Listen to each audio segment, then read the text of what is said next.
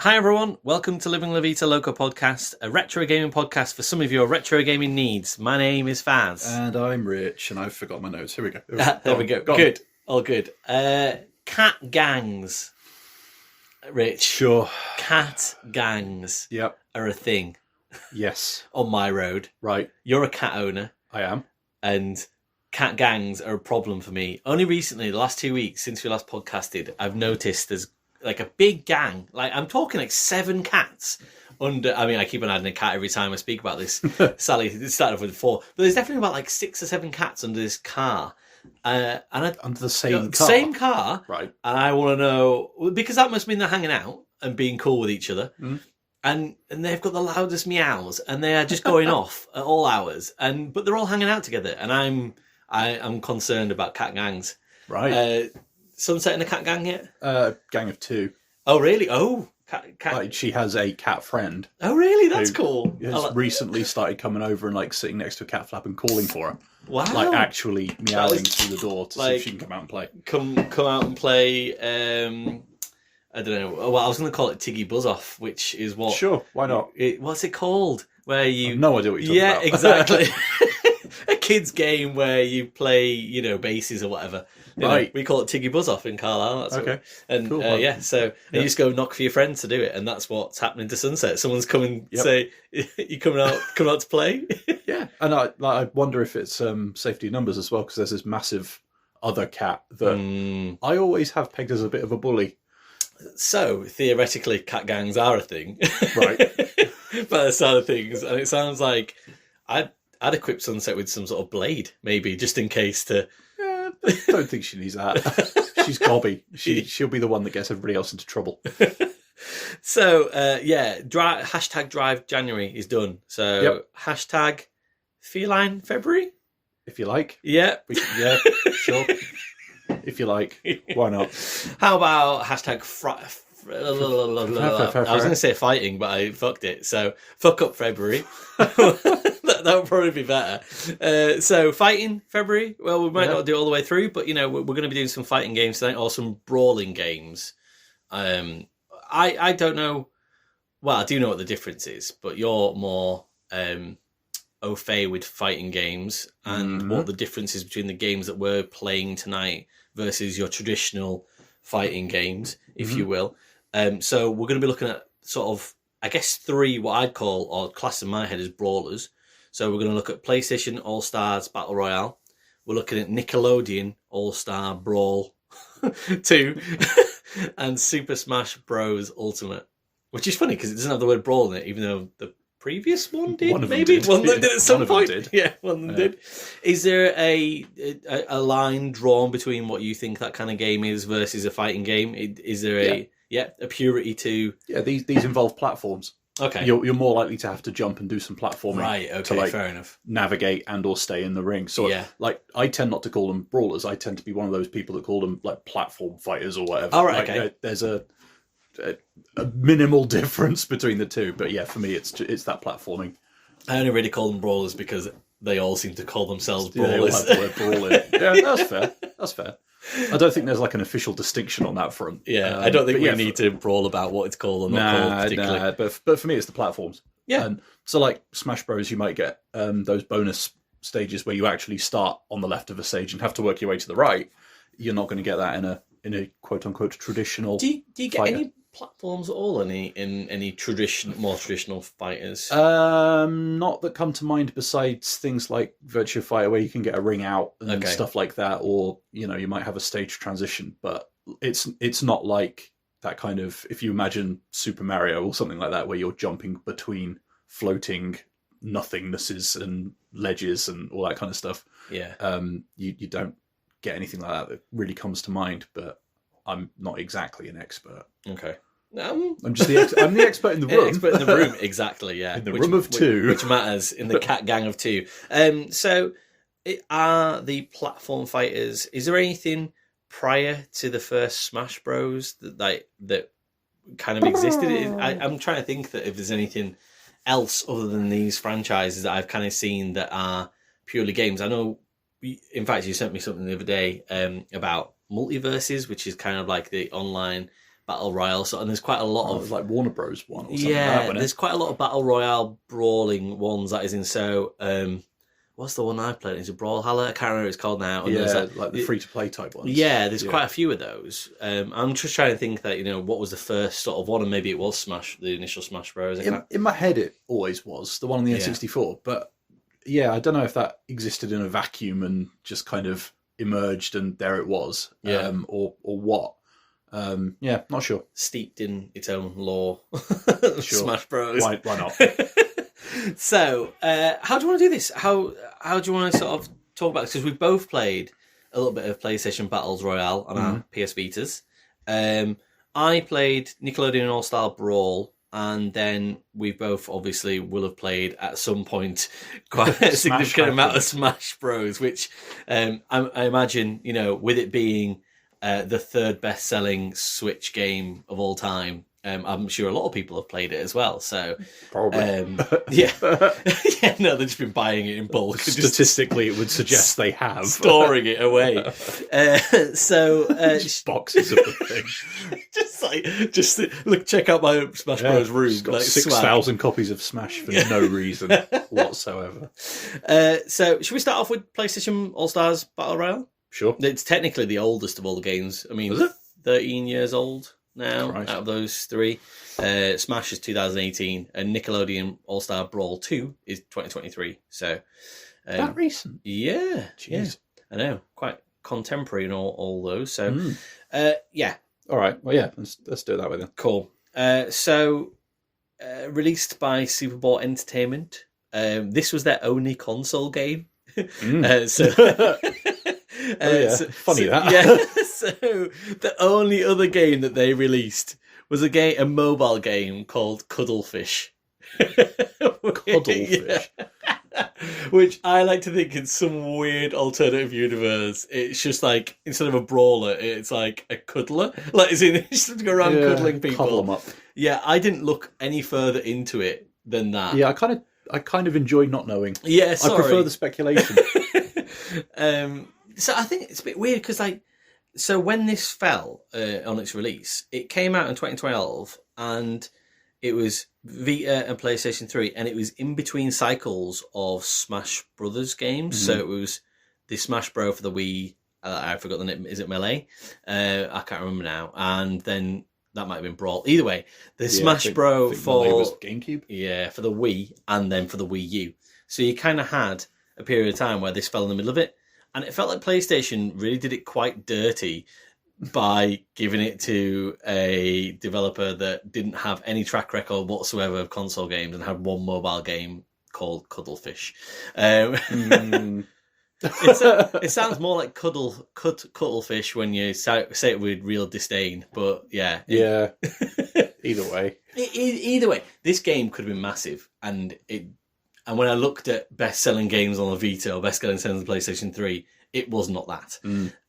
So, yeah, what do you think? Did you initially own it when you had the Vita? Did you have it? Yeah. I've had it knocking around for a while. Various guises and all that kind of stuff. Like whether or not I've had it. I've more recently had it digitally, but I had don't know what we call them, cartridges, memory card, whatever they were. Proprietary disasters. Yeah, the thing what it was on once upon a time. So it's been knocking around a while. And did you play mostly like online multiplayer with it, or no, nobody did. No, okay, fair enough. That's fine. Did anybody? Yeah, well, I don't know. I mean, it just feels like when you look at the single player campaign, if you will, or the single player content, there's not a lot to that. So no. I assumed maybe when multiplayer online was a thing, when the Vita was just fresh and new out of the box, I wondered if maybe it was something you had dabbled with. No, I didn't have PlayStation Plus or anything like that. And I was mainly playing my Vita on coaches and stuff like that. Yeah. So, yeah. No, fair enough. Yeah. So, yeah. Should we talk about the roster and some of the roster? Yep. So I'm going to say that probably the most famous people to me on the roster. There are more.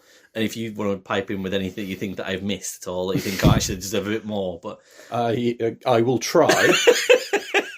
And the only reason I say that is because I can't remember most of them. That's fine. I played it this week, and I can't remember who most of them are. I wrote them down because I was like, oh yeah, this is Oh, Raiden's in there. They deserve some ink. Yeah. Well done. Yeah, Raiden, Big Daddy from BioShock. Yeah. Of course. Like what I read about it was that the roster was kind of composed of PlayStation stalwarts at the time. Yeah. And also inverted commas. Strongly associated with PlayStation, and I was like, "How is what BioShock though? Really, I would have thought in my head, I'm like, that's Xbox. It's the era. Yeah, I guess it's the era. Yeah, because I'm sure there are plenty of people out there who would say, yeah, but it's PC really and stuff like that. Probably. So I'd say it was the era. Also, crucially, wasn't lined up for a Smash game. No, true. If you're being cynical. Yeah. So Big Daddy, Cole McGrath from Infamous, Colonel Radek from Killzone. Dante from Devil May Cry. I'm trying to remember the people now. I've just written the names, and I'm like, wait, what are they from again? Hayachi from Tekken. Is that how you say it? Hayachi. Thank you very much. Jack and Daxter as a I guess a pairing, if you will. So you took them into the battlefield together. Cat and Dusty from Gravity Rush. Kratos, obviously. He seems to be. Put one person. I swear, like he was in Soul Calibur. He's in this. He was in something else that you mentioned as well, like a fighting game. They loan him out to anything. Yeah, exactly. Yeah. Nathan Drake, Parappa, which is weird. So don't say Parappa the Rapper. Just say Parappa. That Parappa. Is it like that's a weird thing just to say Parappa without trying to go the rapper. Yeah. Mr. the Rapper. Esquire. Raiden from Metal Gear Solid, as previously mentioned. Ratchet and Clank as a duo. Sackboy, very happy to see Sackboy in there. Oh, yeah. The best mascot, of course, as previously discussed in the podcast, the PlayStation ever produced. Sir Daniel Fortescue from Medieval, which I thought was quite fun. Sly Cooper, and then I've just got and others. Like Zeus or something, isn't it? Is Zeus in there as a I don't like know. a DLC character or something? So there's 24 in total. So Jesus, are there? Yeah, so it's not notice that. Yeah, and they're nearly all accessible from the get-go, which is cool. But then that also kind of leads into a bit of a, what do you do with this game? Like, how do you go progress?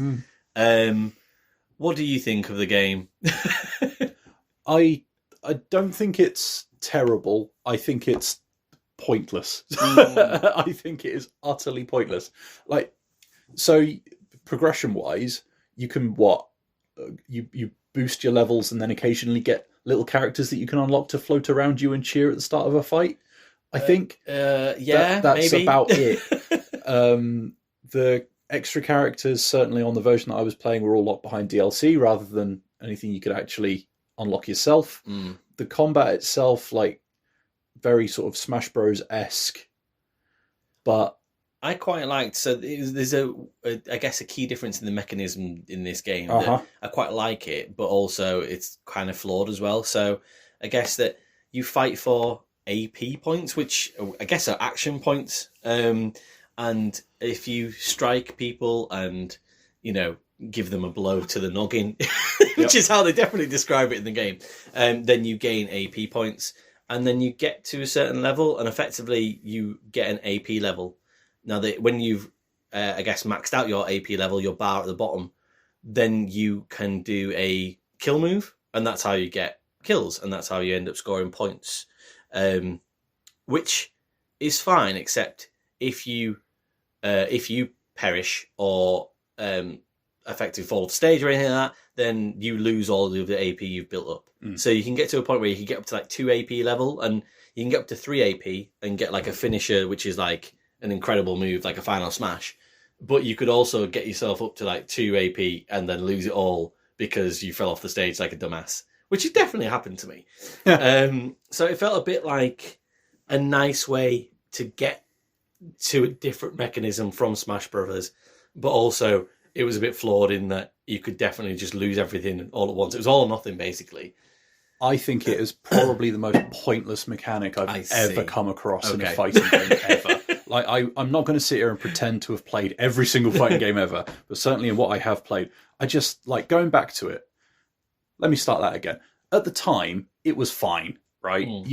I didn't have a way of playing Smash on the go or anything like that.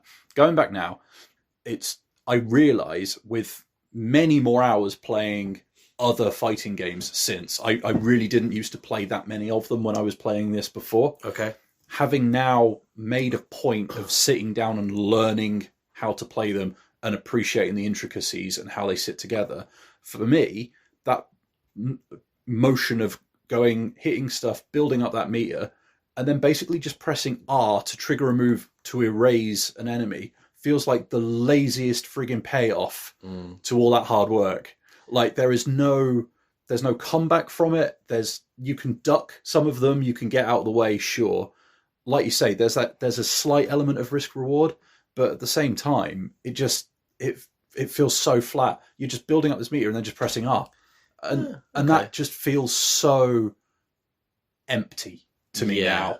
Yeah. So empty. And like you could almost play it with your eyes shut. You just keep mashing like square and triangle and then press R after about 30 to 45 seconds, depending on what you could hear impact wise.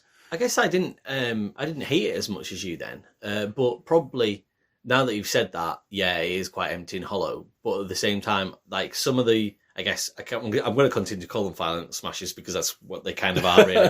That is in. This is when we find out that this game did them first. And Nintendo nicked the idea. Yeah, first smashes. And some of the moves are kind of cool and unique, and like to the character. Like I feel like in battle, I think that the game gives personality to each of the characters quite well, like all the different movesets and stuff. Like, as in, I feel like from playing on all these games and having these characters as protagonists, like I feel like you get a lot of that comes through when you're actually playing in the game.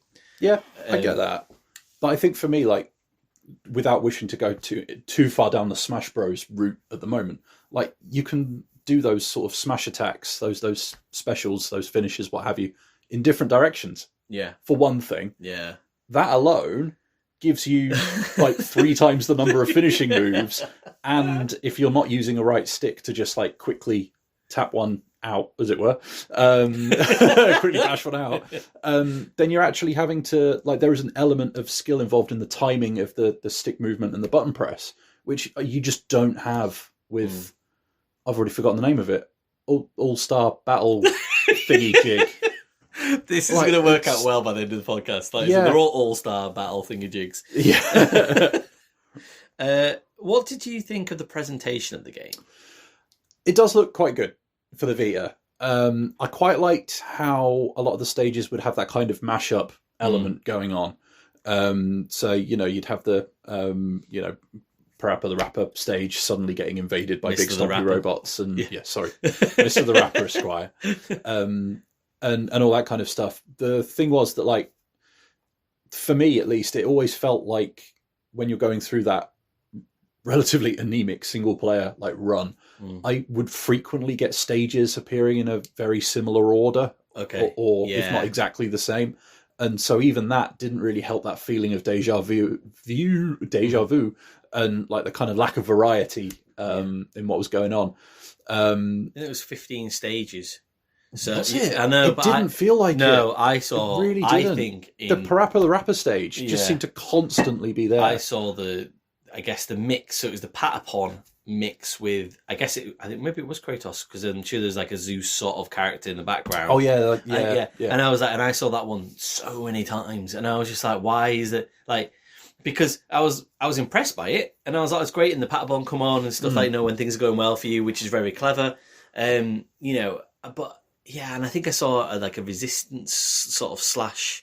I can't remember what that one was, but I only saw probably 5. It felt like 5 stages, and when I read there was 15, I was like, "Are you sure?" Research feels like bullshit. Yeah, I would genuinely. I know I'm struggling to name half the characters and also what the game is called, but I would really genuinely struggle to name what those stages would be.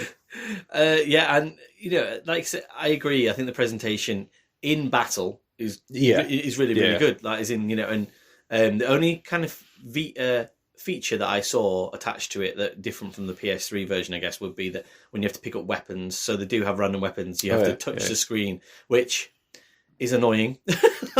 Not so much because that's a feature. I love it. It's just like, but when you're holding the Vita, like it's like the claw grip has got to come undone to try and pick up a weapon that you probably don't even actually really want that much, but like you feel like you have to pick up because it's worth it. It's worth it to you. So, but it was nice to see that there wasn't necessarily loads of, I guess, tacked on gimmicks. Yes, thank you very much. Yeah, shit was what I was going to say. Yeah, it's so often the way with the Vita stuff. But like, so now you mention the developer having sort of cuddle fish. I nearly said pedigree when it comes to mobile games. That's too strong a word. Having made a mobile game, I think there's a lot of similarities with like how the menus are put together and stuff like that with a mobile game. So I can see the thinking. Yeah, I just think that going back to that point and we'll come back and I think this will fall into, we'll do Nickelodeon next, then we'll do Smash Brothers again at the end, I think, because actually most of the conversation will probably end up flowing into, well, Smash Bros does Smash Bros does that. And one of the things that Smash Bros is good at or has done is the amount of care and attention that the developers and actually how much trust Nintendo has kind of like put in them, and also said that do what you want to make this work, and give them that creative sort of drive. And to see this where it outside, and the reason I was kind of knocking on the presentation part was that in the menus, in the way that it looks, it's so sterile. That is, in there's no personality to it.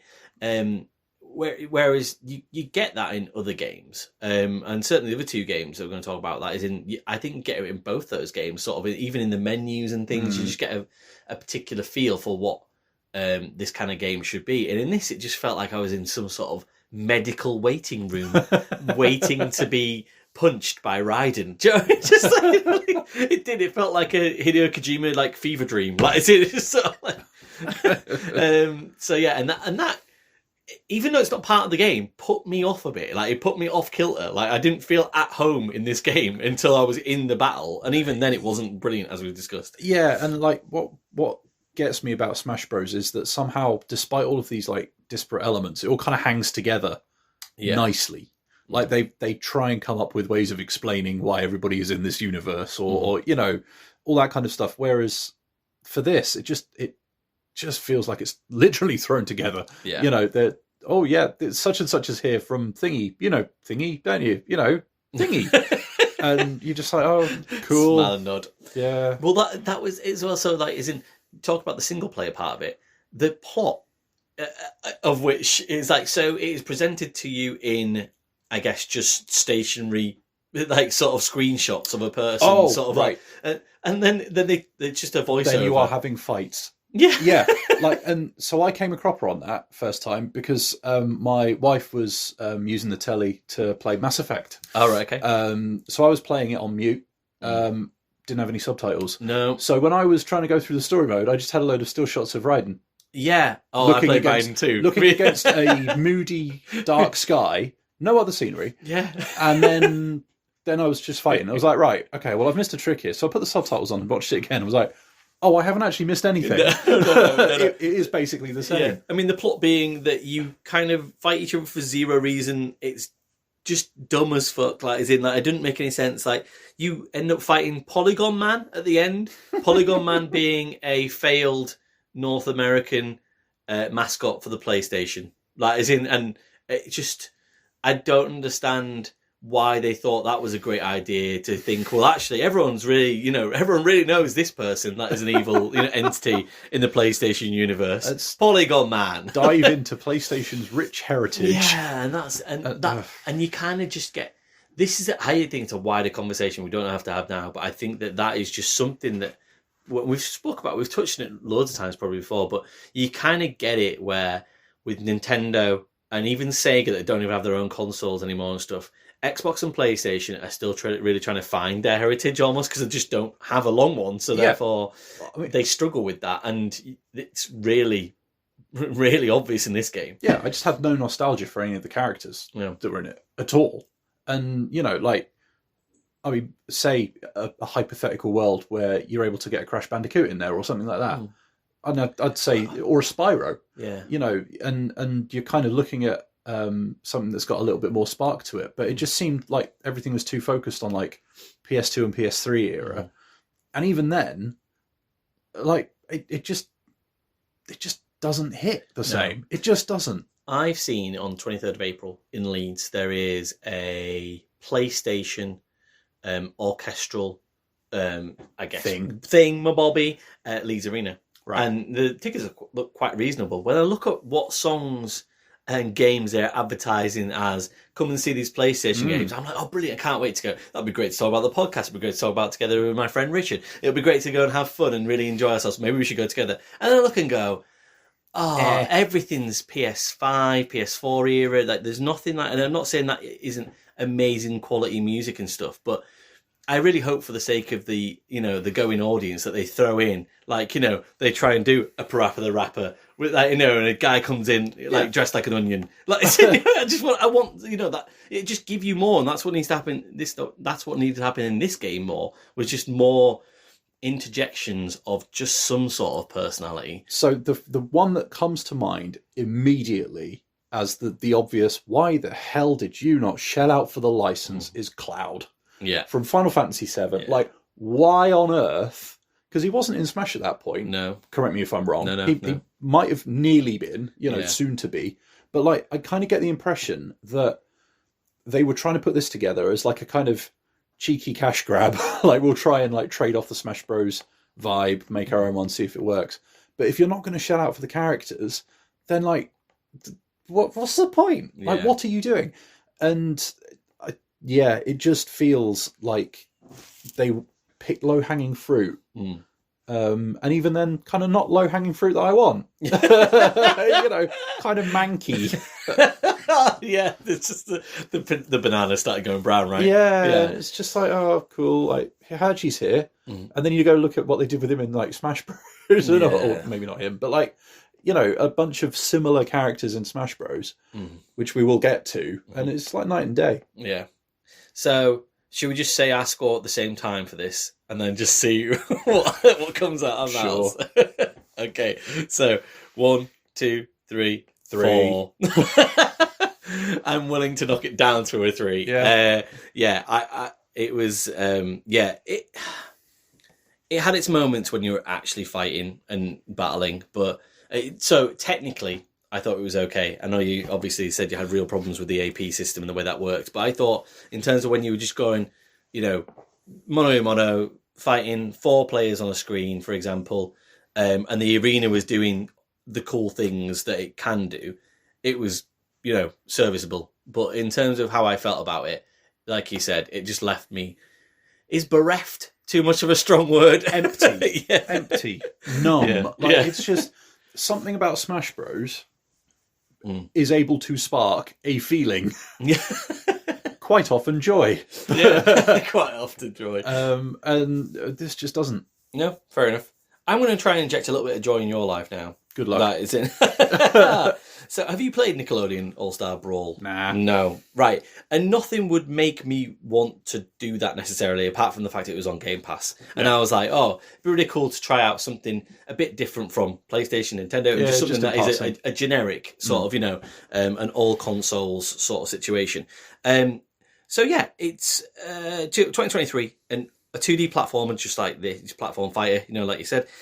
So you kind of get the different point of difference here is a slime meter.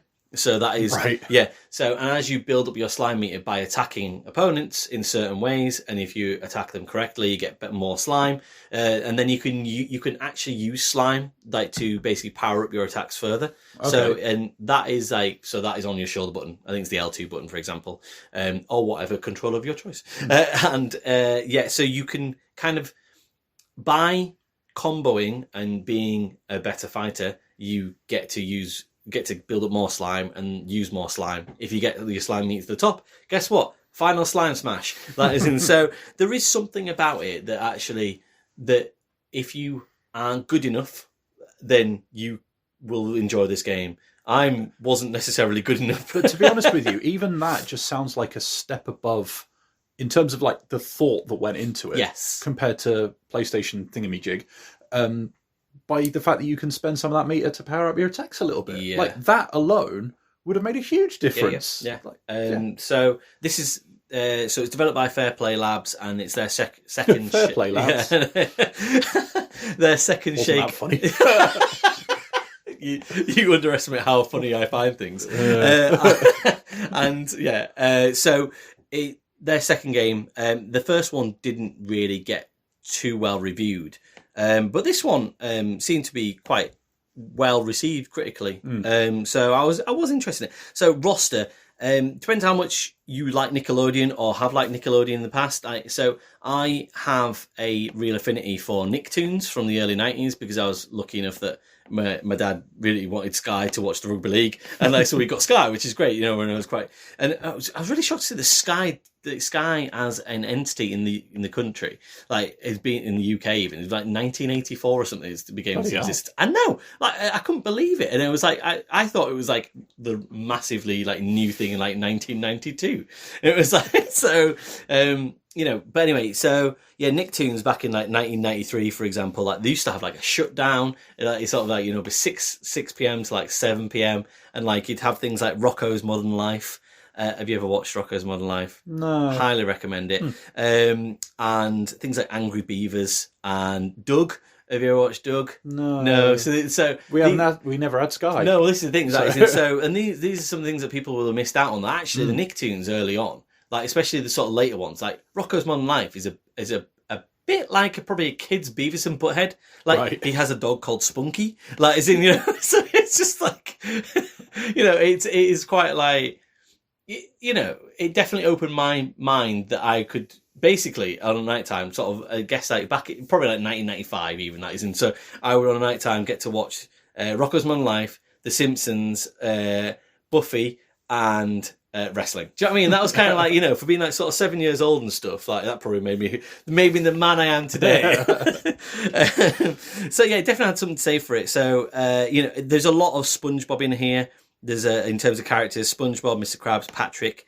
There's not as many Rugrats as I expected in this one. So Reptar, that is in the big dinosaur kind of guy. That is in. There's a lot of Teenage Mutant Ninja Turtles because I think Nickelodeon now own the license to that. There's April O'Neil is in this, and she's pretty good actually. It's a bit of a different sort of thing. And there's a lot of Last Airbender, of which I've never imbibed any of, if I'm going to be honest. But I think there's like 4 or 5 characters out of the 29 that are all Airbender characters. Right. So, but I can get why that would be the case. That isn't, and I played with Aang, and it's just like, okay, right, this character makes sense in this world. Yeah. So I can understand why they had a lot of Teenage Mutant Ninja Turtles and those guys in here. Fight anyway. Yeah, exactly. Yeah, that's their job. So along with Gerald from Hey Arnold. So yeah, it was good though. They had some really impressive movesets. Again, like I said with the PlayStation one, I was genuinely really impressed with how the personality of the characters came out in these movesets. I've already mentioned him. Rocco, for example, like he could release Spunky on people. But like genuinely, and like, but also like there's a famous episode to me, certainly where he's like riding on a vacuum cleaner, for example, that's out of control and stuff. And that's one of his moves. That does bring me on to a point though, that the arenas feel comparative to Smash Bros, for example, quite small. And a lot of the attacks could make you quite mobile. Could put you on a skateboard, put you on an aforementioned vacuum cleaner, in a hot dog car if you're Ren and Stimpy, for example, and they're quite hard to cancel out of. So there was quite a few times where I perished off the side, killed myself from just being unable to control my character. No. And it's just there's nothing more annoying that in the middle of a Smash fight, if you will, one of these brawls, and you're working your way on a boss, for example, and then you just kill yourself because you just can't quite control the vehicle you're in. April O'Neil's really, hers is amazing. So it's like a Teenage Mutant Ninja Turtles blimp. So that's really cool, the green and yellow blimp. But again, you kind of start like rising off into the sort of into the air, and you're like, I don't think I'm kind of in control of this, as in. So yeah, it felt difficult in so much that I felt like the moveset was really cool, but also not polished. So I think that there was a point where was it SpongeBob where I was trying to use his slime meter. and he was blowing bubbles at somebody, and I was like, oh, this is really cool and stuff, but like it just wasn't doing anything to them. Like they weren't blocking or anything. They were just kind of stood there, and I was like, I don't understand this move then. What is the point? This is just for show. And I'm like, so I'm using my slime to do nothing here. It didn't seem to marry up the combos, for example, as well. Like I think that you're meant to combo in this, but I found it quite difficult to get across all the buttons to make a good combo. And whilst the slime meter seemed like a really good idea, it just didn't feel like it was working for me. And I don't know if that's just because I didn't spend enough time in the game, probably a bit of that, but also, I think that's probably played about 3 or 4 hours. That is in it sort of over 2 nights. The bit that the game kind of shone on, especially comparative to, and I played the PlayStation Royale game before this, was the campaign sort of thing, or the way that they actually structured what you could get from the game. So I guess it's a variety of the single players. So there's an arcade mode, which was ladder style, with some mini games thrown in there, nice. Which is fine. There's a gauntlet run, which is basically as the above with the ladder style arcade, but one fall to the whole thing. And there's a dojo training mode, which is really good at showing you every single move and stuff. And it was almost like a simulator. It was like, you kind of come up with all the movesets that you were doing on the side, so you could learn what the ones were the most powerful and stuff, which is really cool. There's a boss rush mode as well, as stated.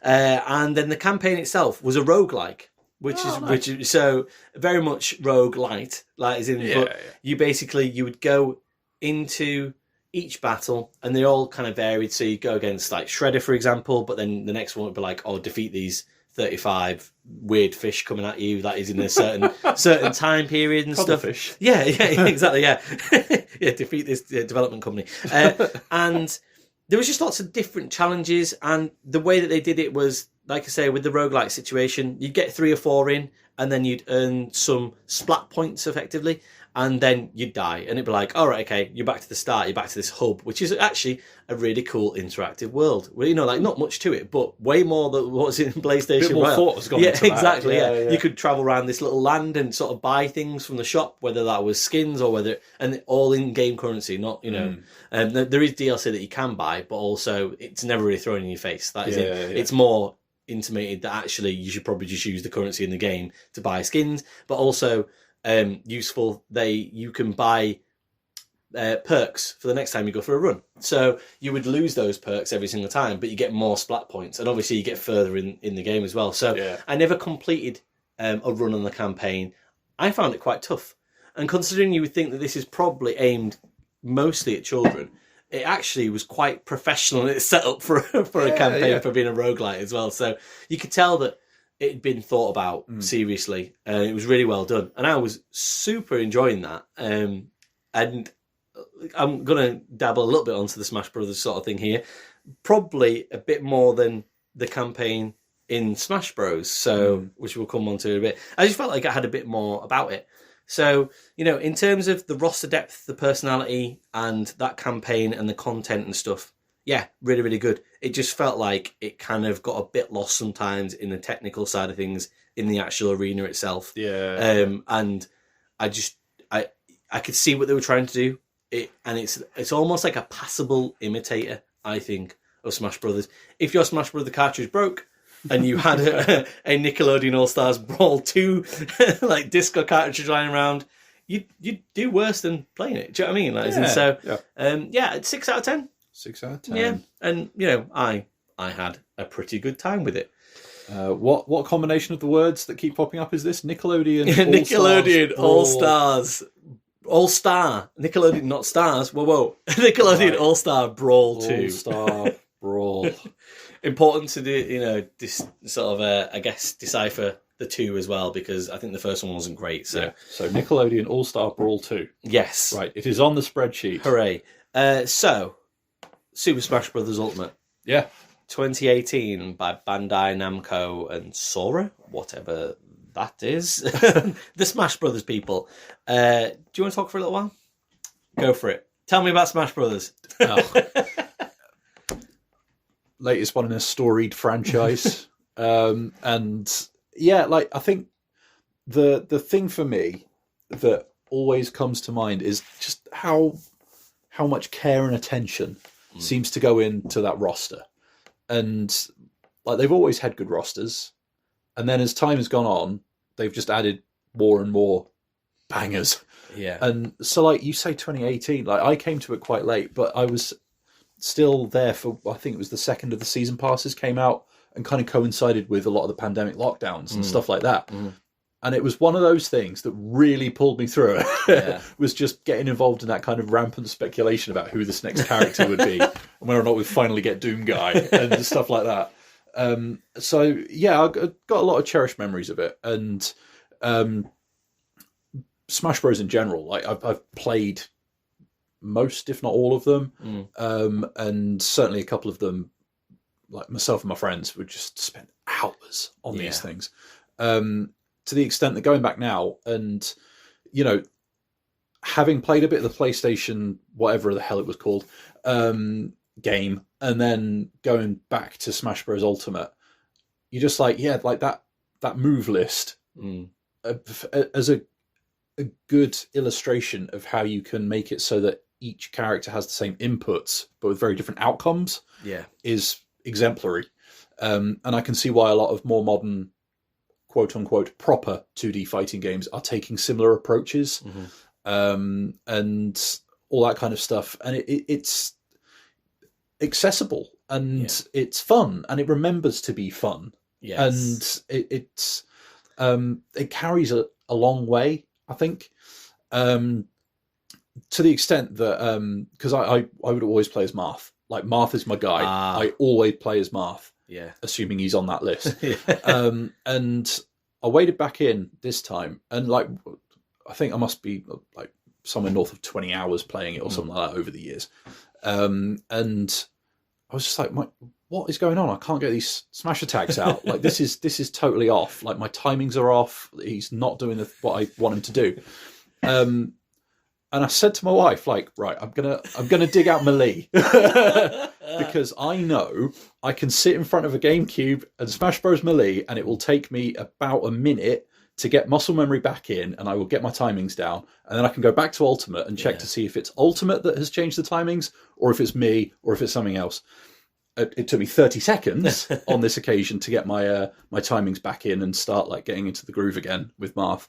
And it turns out it was the controller I was using for Smash Bros. Ultimate. The dead zone on the sticks was calibrated in such a way that I wasn't able to land it in the way I was used to. Yeah. And I thought, you know what? If you've got a game that you can look at in that level of detail and go, oh, that's the problem, that it's got to be doing something right. Yet another sort of, I guess, boom for the podcast is listening to. I get to listen to you talk about that kind of thing that I don't even think about when I'm just going on a controller, like, you know, and it's like, and like you said, the accessibility is there. I can do that and still be in some way competitive. Because the game just takes everything into account. Yeah, it just knows that, you know, it knows that I have a 3-year-old that wants to play on a video game with me, and I'm like, right, well, we could play Mario Kart or we could play Smash Brothers. Do you know what I mean? Like, as in, and either way, you will have a good time. Like, and I will still have a good time. I still will be invested even in that challenge because I can put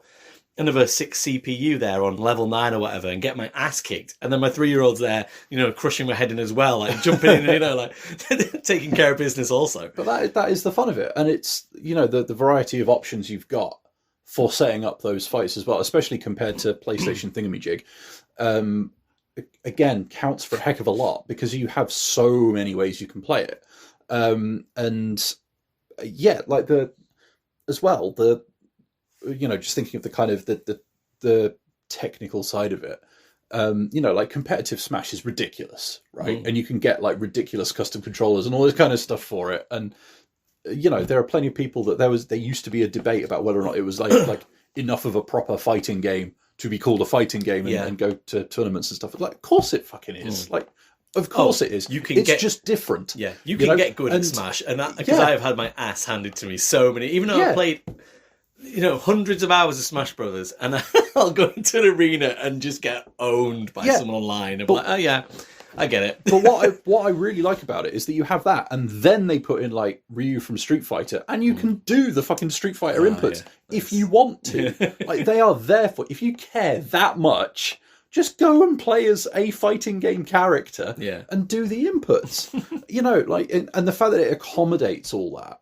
And I think that's the word I kept coming back to for it, was accommodating. Yeah. And you started touching on it there with the single player sort of campaign thing where you're moving around the board and picking up these, what are they called, spirits and all that kind of stuff. The world of light, isn't it? World of spirits light and things. And that doesn't really do it for me. No. Like I felt really old, but I was looking at the screens as I finished a match and was like, you've unlocked this, and this, and you've got this item and that item, and that's this, and there's this currency, and there's this thing. And I was just like, I don't understand what you are telling me, game. What has just happened? Stop it. Someone translate to me. Fucking calm down. I haven't felt like that since I tried Fortnite.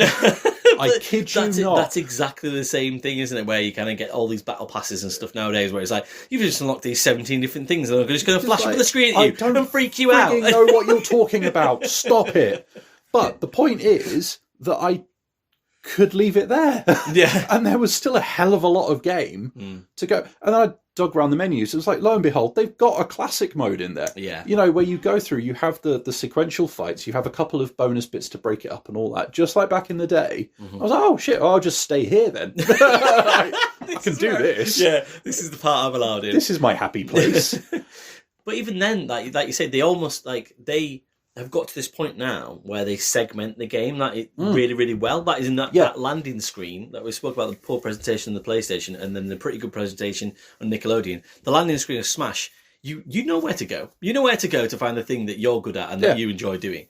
They do so many things so well that they're just taken for granted now. Like I say, having 8 fighters on screen, in having the multiplayer local chaos you can have. Like the damage mechanic that is just sort of verbatim now, and it's just the way that you play the game, and you just know by looking at it. Final smashes, how incredible are when you pick up the items that you get the NPCs, the non-playable characters that you get. Like, as in, you pick one of those up, and all of a sudden Knuckles comes out, and you're like, "Well, this is fucking badass." And even then, like, you can turn that stuff off. If you don't like it, or you want to use a traditional life system instead, you can change it. Yeah. And all that kind of stuff. It gives you so many options. How often do you see a console game, especially something on the Nintendo Switch, where it's just so moddable? Exactly. They just trust you to be the adult in the room, to modify it however you want to do it. It's a sandbox. Yeah. It's a sandbox. Which is insane to think that, that exists on the Switch in the fashion that it does. Yeah, and it's great. It's better for it. And I think this is the it's the kind of original Mario versus Sonic playground settling thing. You have all that, and it's fun. It lets you in, and it wants you to have fun in a way that PlayStation thingamajig just didn't do. Yeah, it just felt so tired. Yeah, and in 2012, it shouldn't have. And this is, I think, this is where Smash Bros. Ultimate starts to become a bit of a double-edged sword, right? For me personally, where there are a couple of times where I'm just like, but if you'd have taken a couple of little bits out, trimmed it here and there, and just refined it very slightly, you could probably got another character in there, and that kind of thing. And I think, again, when I went back to Melee, I think I am one of those annoying pricks that prefers Melee still. Yeah. There is just a sort of a kind of purity to it. It's like the kind of the platonic ideal of what a Smash game could be. Yeah. Is that. And then Ultimate, it's kind of almost bloated.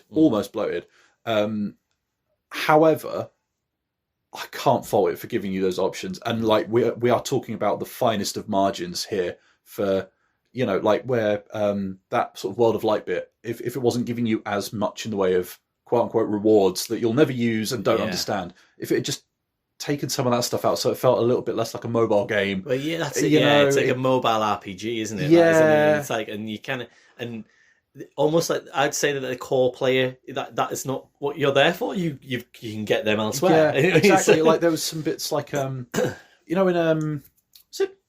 Peace Walker or something like that, where you could like send some of your troops off to do a mission and then collect them later, like you're picking the kids up from school or something like that, and then they'll have like found a load of stuff, which I'm sure happens in real life. Yeah, exactly. You could do that with the spirits that you get and all that, and I'm just like, why am I needing to do that? What was it? Yeah, it was like, what's in it for me?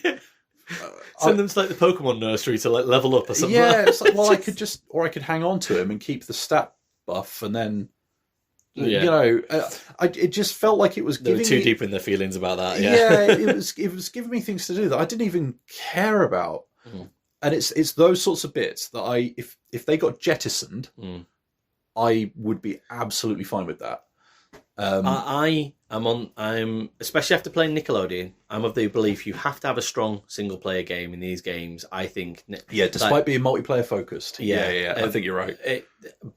But not anything like they've got in this one with the World of Light situation that is in, and that's why I thought that the roguelite idea of Nickelodeon was actually a pretty good. I was like, oh, this is cool. That and I think that maybe almost it sounds silly, but 5 years later, because roguelike games have become, you've literally Smash Brothers dropped in 2018. Hades is knocking around in 2019, 2020, and everyone's like, "Oh, let's be Hades now." It's in that, as you would do. So it'd be interesting to see what they do, as a next one, especially if you're going to be so bold as to call it Ultimate. Like, where do you go from there? Do you just say Ultimate 2? Yeah. Or do you go down the Street Fighter route and call it like Super Smash Bros. Ultimate Hyper Turbo Championship Edition? Yeah. I mean, we've had the conversation before about Mario Kart, didn't we? Where we were like, what do you do? But they're going to do it anyway. So, what do you do with Mario Kart when you've had all the Mario Kart? And it's like with the DLC and everything. And now it's like they're still going to evolve it somehow, or however they feel. Yeah, but I think it's different though when you've gone as far as calling your game Ultimate. And also, it's not Ultimate. It doesn't have poker floats in it as a level. Well, so, come on. So, it's interesting because the developers for this game, then, their main core goal that I read about was to have the entirety of the entirety of, certainly the roster previously. So there's 69 core fighters and there's 12 DLC fighters, I think. But yeah, they brought back every fighter. For me, that was almost like the bloat as well. I mean, who's fighting with a villager? Do you know what I mean? Like, I know somebody is. I would rather the villager than so many Fire Emblem characters. Yeah, well, that's it. Yeah, exactly. There's a lot of the same stuff that you kind of go, and you eventually start getting to like random Pokemon as well that that I'm like, Wasn't the running joke with this one like everybody's got a sword or something like that? Like, there's lots of people with swords. Yeah. But look, not everyone's Ike, all right? So, Mr. Game & Watch is my character, though. That is in here. Just because of the audacity of trying to win a Smash fight with Mr. Game & Watch. That guy. Like, I'm throwing sausages at you out of a pan. Like, what are you going to fucking do about that shit?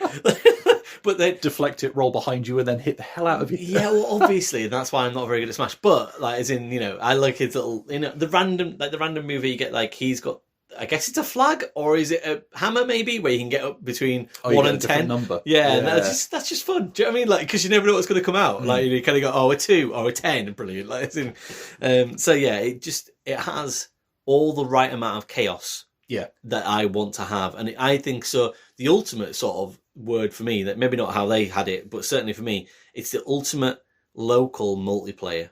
I think game. Like, possibly ever. I think really that is in. So if someone said to me, "You're going to come around, sit on my couch, and play a video game," if it's Smash, like I'm at the height of my happiness. That I remember third year of university, and you described it yourself, but I remember, and I spoke about it with Mario Kart, and it was the same thing with Smash Brothers, where we'd like run home from a lecture for like an hour just to beat the shit out of each other in Smash Brothers and go back to like lectures and just be like, well, that was a good hour well spent. How's your chemistry degree going? Yeah, it's great. Yeah, but the Smash Brothers are. So yeah, it just has that feeling. That's where I'm happy to have the ultimate moniker. Yeah. Because it does feel like that kind of game for me. You just get that little bit of a letdown with certainly online. Actually, I wish online was a bit more chaotic and a bit more. Oh yeah. Yeah, that is just. It kind of, you lose a bit of the fun, and it does become that super professional sort of game where you just get your ass kicked. Everyone's trying to wave dash. And, yeah, and I'm like, there we go. I'm like, what's a wave dash? But yeah, you still get some fun out of it. Don't get me wrong, but the actual sort of mentalness of everything going on, that when you have 8 characters on the screen and everyone's throwing up Pokeballs and stuff, you're like, what's attacking me now? What is going on? Like, why am I getting blasted off the screen now? Like, that's brilliant. But it's the great leveler, isn't it? Like, you know, because you can, and that's the beauty of it, because you could have a match where a ponce like me would be sitting there going, oh, sorry, I'm just going to methodically pick you apart now. And then you go, right, we're going to turn all the power-ups on. We're going to have them as often as we can, and we're going to have as many characters in as possible. And then it's just utter bedlam, and no one stands a frigging chance. No. But at the same time, the flip side is that everybody stands a chance. Yeah. And that's the beauty of it. Yeah. You know, it lets you make that happen. Cool. Should we do the score thing again? Sure. 1, 2, 3, 9. 8. Oh, really? Yeah. Right, okay. Yeah. Like, I'm too much of a Melee stan. Like, and part of that is nostalgia. Part of that is genuinely nostalgia, and I'm okay admitting that, because Melee is easily the one that I spent the most time with. Like, easily. However, going back to it, I think Melee is just pips it for just, like I say, that purity of the experience. I think there's just something about it that just clicks so well. Can I come in back down to an 8 then? Just because, thinking about it, I was between 8 and 9, and I was a bit like, if you're going 8, let's go 8. And I just think that, as well, if I am going to sit by myself on a night time, I've got Smash Brothers in my house, but do I ever play it by myself? Not really. No. Do you know what I mean? Like, as in, I don't sit down and train at Smash Brothers. I mean, I should, because I'm dire, but at the same time, I want to play it with people. Like, it feels like that's what I enjoy it for the most. But there's no reason why a game can't be absolutely exceptional at that and still not be a very, very, very, very good game. Yeah. You know what? That's a good distinction though, because when I was playing Ultimate, I'm like, oh yeah, where's my wife? Like, we'll settle in, we'll play some. And then I turned Melee on. I was like, oh shit, I haven't actually got Marth unlocked on this memory card. On this memory card, like not even. I was like, oh, I'm just gonna have to unlock him, which means I have to play at least one match with every single character on the original roster. Wait in, buy an unlocked memory card on eBay. That you get. But it's just like, the point is that I wanted to do that. Yeah. You know, I could just sit there and go like, well, you know, I've got a spare couple of hours. It's definitely not going to take me that long. So that's like, I don't know, 45 minutes to unlock him, and then and that's even if you're actually playing the matches in full. You could always cheat it, and you know, put it on 1 life, and you know, 30 seconds later you've rattled through everything. But I want to sit there and go, no, we're doing 2-minute matches. I'm going to do this honourably, and I'm going to, but I wanted to do that. But that's the thing about Melee, you probably could do that, whereas with Ultimate, like, you need to do that hack with the sort of 1 life and then fall off the edge of the stage and then quit out with the console and go back in. Like, I found this hack where you had to do that, and I was like, I want as much of this roster as I possibly can. And so therefore I found myself one night for like 3 hours just like dying, quit out, go back in the game, hack it. You know, because I was just like, I couldn't bear the fact that they're starting on such a low buy. Like, I think you've got like 12 fighters maybe, or yeah. And it's like, oh, you've got another, like, got to get up to 80, and I'm like, oh my days. Like, I can't do that. I'm not good enough at Smash to be able to like. But that was the fun bit for myself and my wife, because we got it as lockdowns were starting. We had nothing to do but sit there and unlock them the hard way, and by God we did it, and it was really, really good fun. You know, it dragged us through a really difficult time. It genuinely really did. And so, like, for me, we're talking the difference between whether or not it's an 8 or a 9. Melee is always going to be that next notch up. So we're talking about whether or not Melee is a 9 or a 10. And that is a really nice position to be in. So I wouldn't need much persuading to bump this up to a 9. I think it would absolutely warrant it. Yeah. I just think it's funny because I'm absolutely glowing about this game, but I think an 8 is right. I think where it is, like, I know we just talk about these arbitrary numbers and how they actually don't matter, but this one feels like it does. Like, I know it sounds funny that it's technically, like, as in, it feels like if you kind of went out into the world and said, oh, we'll give Smash Bros. 8 out of 10, I think a lot of people would be like, what? Like I said before, the 3rd best-selling Switch game that's actually outsold Breath of the Wild, Mario Odyssey, Sword and Shield, for example. Like, it's an adored darling. It has everything you ever want in a platform fighting game, and apart it is from Poker Floats. Yeah, apart from Poker Floats, and it is like the creme de la creme of brawlers. Like, as in, and we're going 8 out of 10. But I genuinely think that's a fair. I think decision. I think for me, the reason I would equally happily justify an 8 is that there is so much stuff in it. Like, there is just so much stuff. There will be something you don't like or you don't care about. Yeah, that's true. That's a really good point. That is just the law of averages. Yeah. So my version of that sort of slimmed down, refined version of Smash Bros. Ultimate would look different to yours, to anybody else's.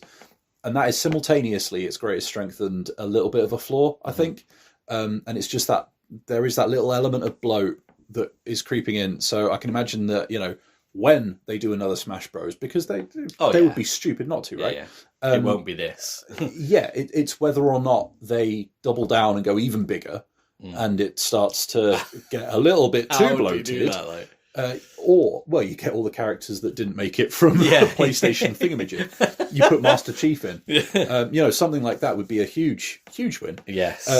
Or you kind of strip it back a little bit and you focus on, say, the competitive scene or something. And I think for me that would be perfect if they gave it just a touch more focus again. Yeah. Speaking of the last point on it was that I texted you over the weekend. No response, by the way, but it's okay because I ignored you in the street the other day, so we're even. Yeah, it's right. fine. Yeah. It's okay. I was reading the side of a bus. I didn't mean to. And I had a child, and there was, I was daydreaming. Anyway, so there's a CBBC show called Game On Grandparents, right, which is basically a small kid and their grandparent, and they go against other grandparents. What was I meant to reply to that? By the way? Just cool. Thumbs up, maybe. Thumbs up. All right. Yeah, I don't know. Just like what do you reply? Yeah, exactly. That's fair. Okay. But anyway, it's genuinely worth checking out. Right. It's quite fun. Do you know what I mean? Like, for a 20-minute sort of show, and obviously it's, like I say, it is on CBBC, but I sat down and watched it, and I watched two old people beat the shit out of each other with Kirby on Smash Brothers, and it was wonderful. Like, it was almost like just watching an esports final, but with people just like fumbling around, and I was like, "That's me. That's me." I feel so seen. So yeah, right. Well, I'm going to go and wave dash a gang of cats. I don't know, maybe outside my house. Sure. I mean, you could try. I would like to see you try. I think you'd be able to do it. Me, though, I'm just going to fall off the stage. The stage at the end of my street. Like, Kirby's just sucking me off. Anyway. Right. Thanks very much, guys. Bye.